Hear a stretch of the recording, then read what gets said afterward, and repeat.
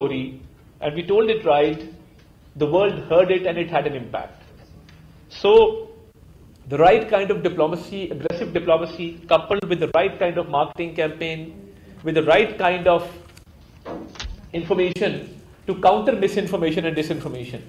So we were everywhere, all across. And I must also appreciate the synergy that we had with the DGISPR in putting out the correct information. It wouldn't have been possible without this ideal synergy which we created.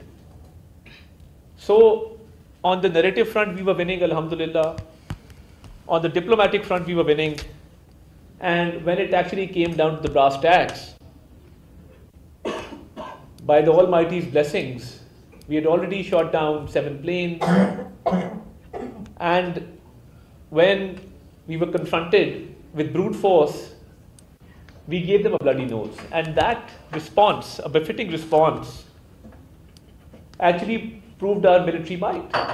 So the narrative war was won, the diplomatic war was won, and when it came down to the actual war, Pakistan passed with flying colors. And within 4 hours, India was compelled to request for a ceasefire. So when I say Pakistan is changing, Pakistan actually changed. And I must acknowledge the kind of unity that we displayed as a nation. The resilience of our people. The people of Pakistan came together, forgot our differences. And I remember speaking on the floor of the House and saying that, today there is no political point scoring. We're all on the same page.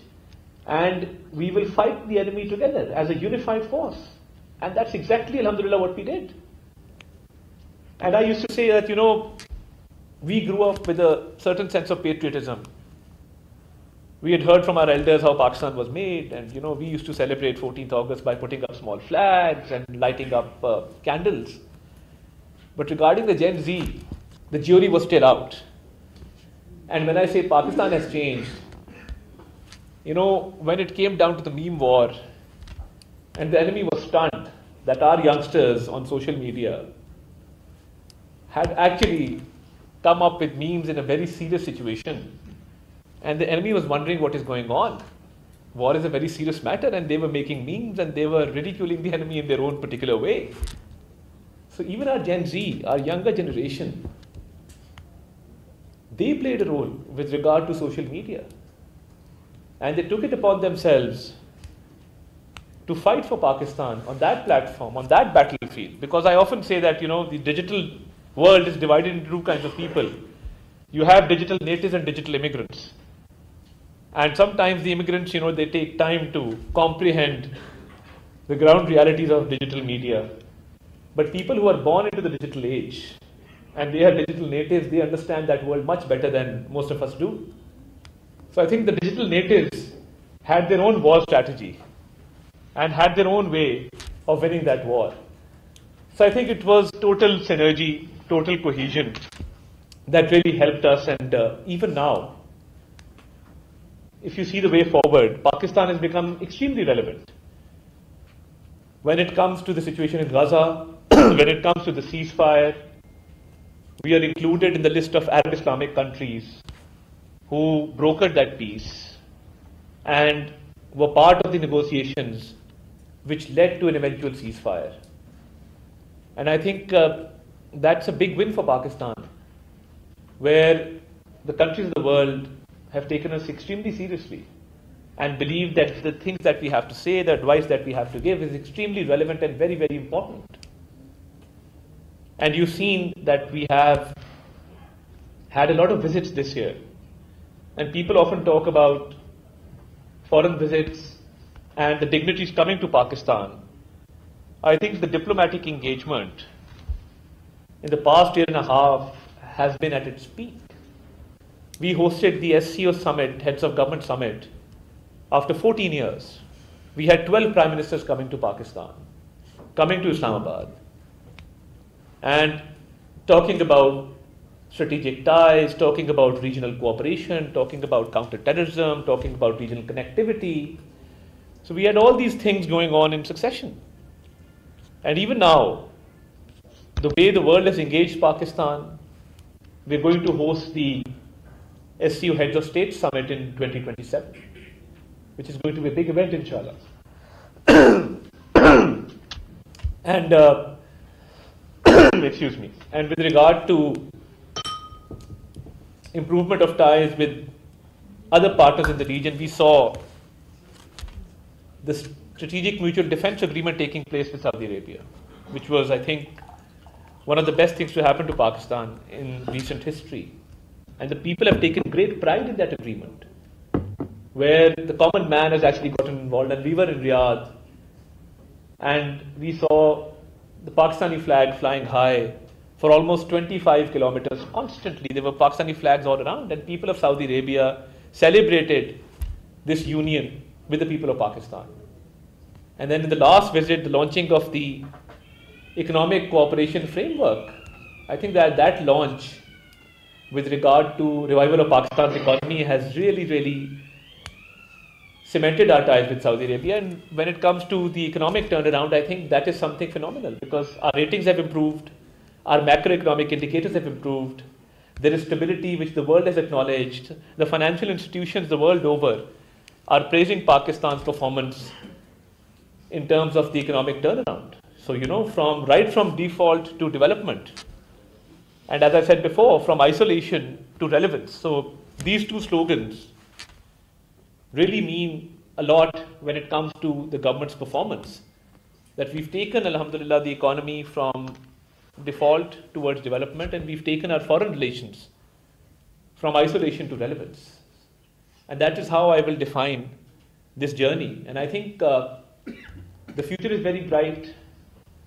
And yes, there is a situation with Afghanistan where we now believe that we now have an additional forum where we can present evidence of their involvement in acts of terrorism. And we've been constantly saying that we have irrefutable evidence that their land is used for acts of terrorism.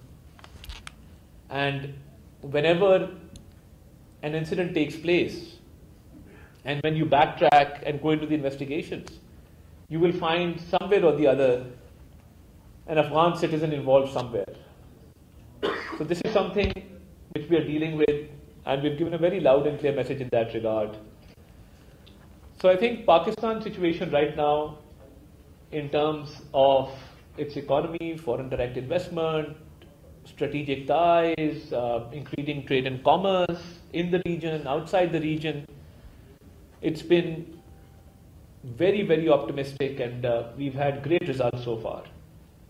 And with regard to the foreign policy, we had a landmark visit to Kuala Lumpur just last month, and our strategic ties with Malaysia are growing in terms of trade and in terms of investment.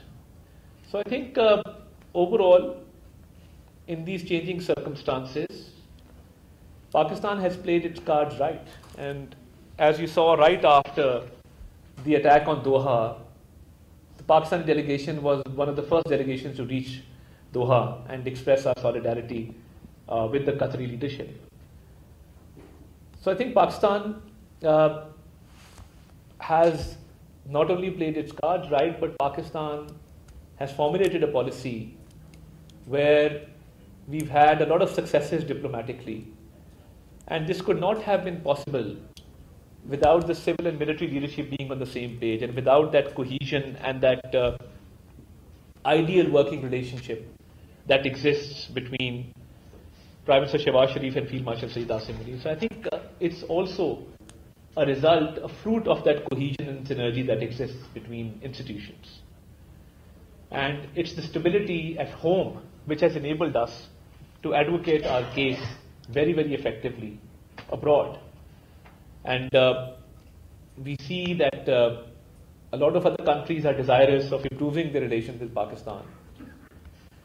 And having said that, I think the way President Donald Trump has more than once praised Pakistan and praised the Prime Minister and the Field Marshal and mentioned those 7 planes time and time again. So, that's a point to ponder upon. And We've had a great visit to the US. Relations have improved immensely. And the recent visit to China. So I think Pakistan's relationship with each country has a unique nature. So one relationship cannot be at the cost of another relationship. And I think that's where the success of our foreign policy lies, and that's how we plan to go into the future, with a very, very robust, with a very, very effective and very practical foreign policy, which will not only give respect to Pakistan, Pakistanis the world over, but which will also help us to take our economy to new heights, so the life of an average Pakistani can also improve. And I see that happening, inshallah ta'ala, in the very near future.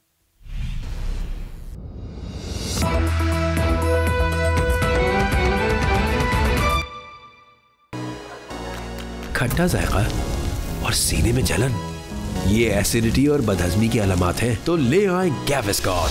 ये मैदे की इजाफी तेजाबियत को करे बेअसर और बनाए एक तह, ताकि आपको मिले बदहजमी का फौरी हल।